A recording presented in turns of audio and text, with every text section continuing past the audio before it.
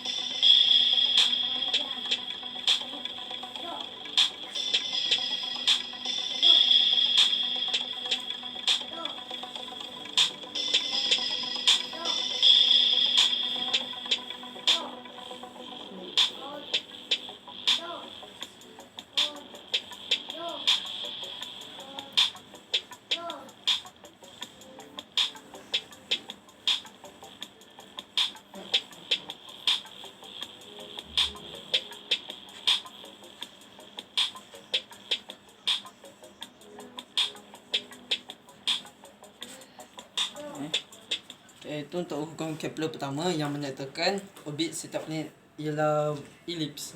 Bila untuk hukum Kepler kedua menyatakan apabila tempoh masa pergerakan planet itu ialah sama, maka luas yang mencakupi tempoh masa orbit ialah sama. Okey, dia maksudnya di sini ialah contoh.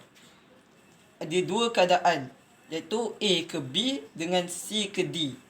Dia punya jarak laluan pergerakan tu, contoh katakan A ke B ni adalah 1 bulan dan C ke D ni ialah 1 bulan. Okey, baiklah. Hukum Kepler kedua dia menyatakan tempoh masa kedua-dua. Bila tempoh masa kedua-dua sama, jadi dia punya saiz sektor iaitu luas yang mencakupi daripada A, B ke matahari dengan C, D ke matahari adalah sama.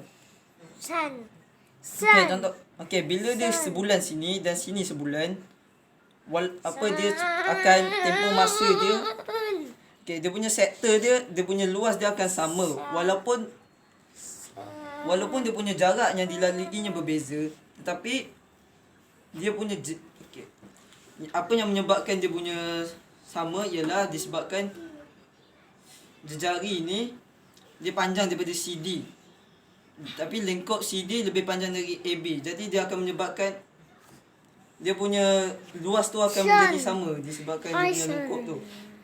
Okey, dan yang ketiga, tetapi bila dia dekat dengan matahari, dia punya jarak dia akan jadi lagi jauh dibanding dia punya jarak 1 bulan bila lagi jauh daripada matahari.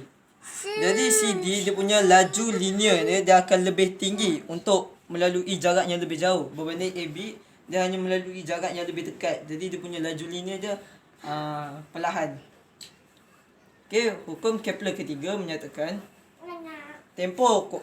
kuasa 2 tempoh masa orbit adalah berkadar terus dengan kuasa 3 jejari orbit tersebut. Dia secara ringkasnya ialah T kuasa 2 berkadar terus dengan R kuasa 3 dalam keadaan T tempoh orbit planet dan R jejari orbit. Okey, daripada yang maklumat ni, yang ni yang kita boleh terbitkan rumus.